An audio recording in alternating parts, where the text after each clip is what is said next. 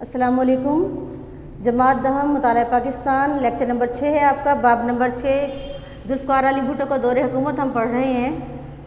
اس کا آج کا ٹاپک ہے جنرل ضیاء الحق کا دور، جو 5 جولائی 1977 تا 17 اگست 1988 تک محیط تھا۔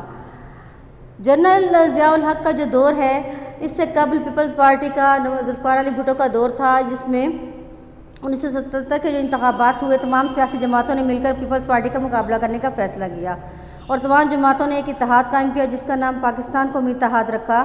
اس کے سربراہ مولانا مفتی محمود تھے۔ 7 مارچ 1977 کو قومی اسمبلی کے انتخابات ہوئے، جس میں پیپلز پارٹی بھاری اکثریت سے جیتی۔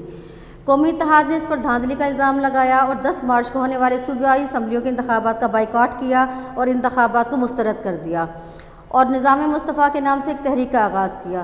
جب حالات زیادہ خراب ہونے لگے تو مسٹر بھٹو نے قومی اتحاد کو مذاکرات کی دعوت دی۔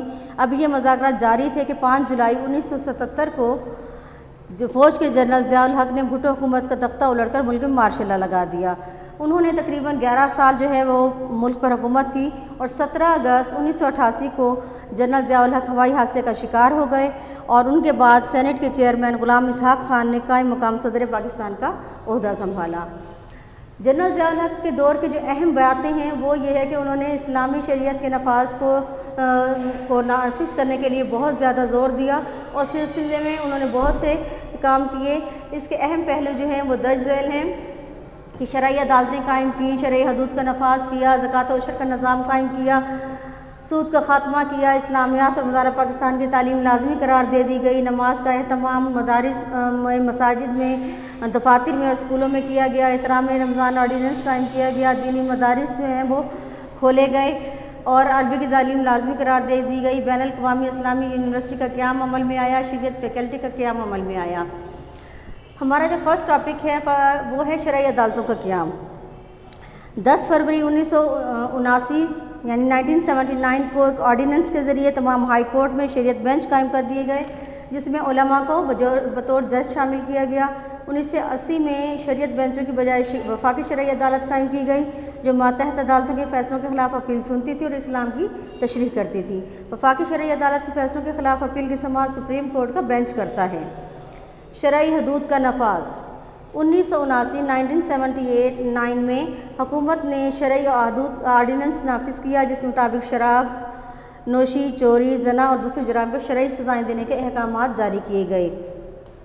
زکوٰۃ و عشر کا نظام، اس نظام کے مطابق صاحب نظام مسلمانوں سے ہر سال بینکوں میں جمع شدہ رقم کی بنیاد پر یکم رمضان کو 2.5% زکوٰۃ وصول کی جاتی ہے۔ زکوٰۃ کی یہ رقم زکوٰۃ کونسلوں کے ذریعے مستحقین میں تقسیم کی جاتی اور سالانہ زرعی پیداوار کا مخصوص حد کا 10% حصہ عشر وصول کیا جاتا، جس کی وصولی کا کام عملی طور پر 1983 یعنی 1983 میں شروع ہوا۔ سود کا خاتمہ 1 جنوری 1981 سے سود سے نجات حاصل کرنے کے لیے نفع نقصان کی بنیاد پر کھاتے کھولے گئے اور 1 جولائی 1984 سے تمام سیونگ اکاؤنٹس کو PLS کھاتوں میں تبدیل کر دیا گیا۔ اسلامیات اور مطالعہ پاکستان کی لازمی تعلیم، پاکستان کے تمام تعلیمی اداروں میں BA تک کی تعلیم اسلامیات اور مطالعہ پاکستان کی تعلیم لازمی قرار دے دی گئی۔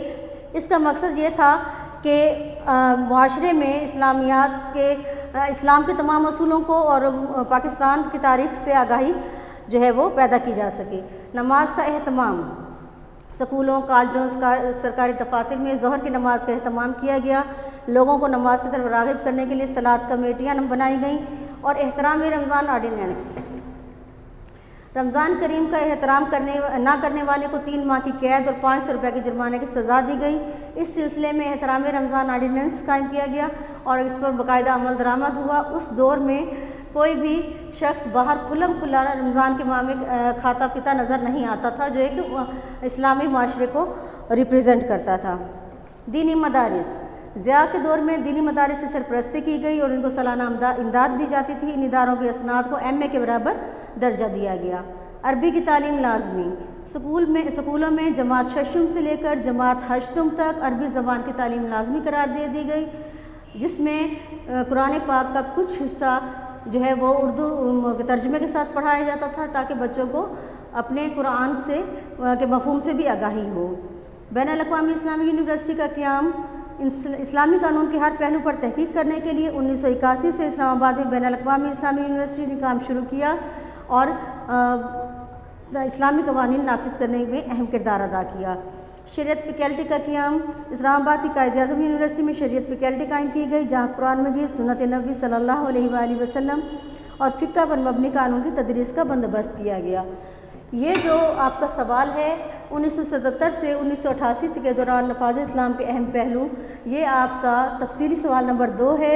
इसको आपने बहुत अच्छे तरीके से याद करना है। अगर कोई पॉइंट्स आपको समझ ना आए वो आप स्कूल के नंबर पर रब्ता करके पूछ सकते हैं और इन तमाम पॉइंट्स में से कोई भी शॉर्ट क्वेश्चन या MCQs बनकर आ सकता है, लिहाजा इसको तवज्जो से याद कीजिएगा। अल्लाह हाफ़िज़।